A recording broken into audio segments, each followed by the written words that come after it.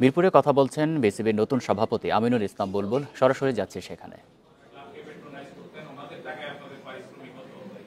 এখন হচ্ছে যে দেখা যাচ্ছে একে একে সবাই তার বস হয়ে যাচ্ছে।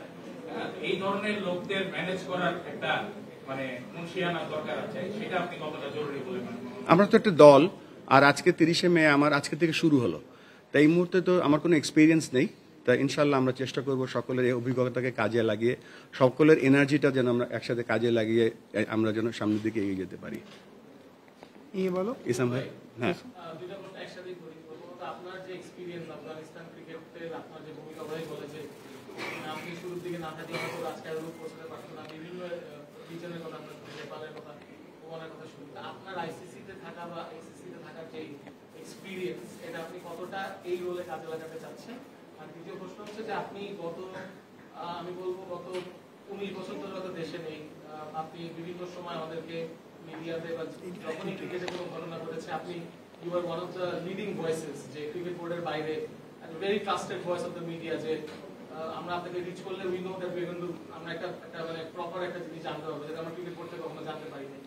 তো at the same time cricket বোর্ডেও আপনাকে ওইভাবে করে হেয় করা হতো যে বুলবুল কিছু জানে না, বিদেশে থাকে।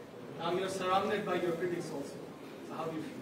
নাম্বার 1 যেটা হচ্ছে যে এক্সপিরিয়েন্স এমন একটা জিনিস, এন্ড অফ দ্য ডে কিন্তু কেউ বল করে, কেউ ব্যাট করে, তারপরে সেটা স্ট্যান্ডার্ড যত উপরে যায় তত কম্পিটিশনটা বাড়ে। তো আমি আমার কাছে আমাদের যে প্ল্যান করছি সেটা 1 নম্বর প্ল্যান, যেটা হচ্ছে যে আমাদের যে অ্যাসোসিয়েট ওয়ার্ল্ডের ক্রিকেটগুলো ছিল যেখানে শিখেছি, সেই অঙ্গেকে আমি চেষ্টা করবো বাংলাদেশের যে ডিসেন্ট্রালাইজেশন করা, বা একটা উপজেলা ছেলে কিভাবে ক্রিকেট খেলে একটা মেন স্ট্রিমে আসতে পারবে উইথ তার কনফিডেন্স বা বিশ্বাস, সেই চেষ্টাটা করব। আরেকটা যেটা হচ্ছে যে আমি সবসময় বিশ্বাসী ছিলাম যে আমাকে কে ক্রিটিসাইজ করছে বা যাই করছে, because I am from a very middle class family. What ever I have achieved all from cricket. এই ক্রিকেটের সাথে আমি কখনো কোনো নেগোসিয়েশন বা কখনো করিনি, করবো না।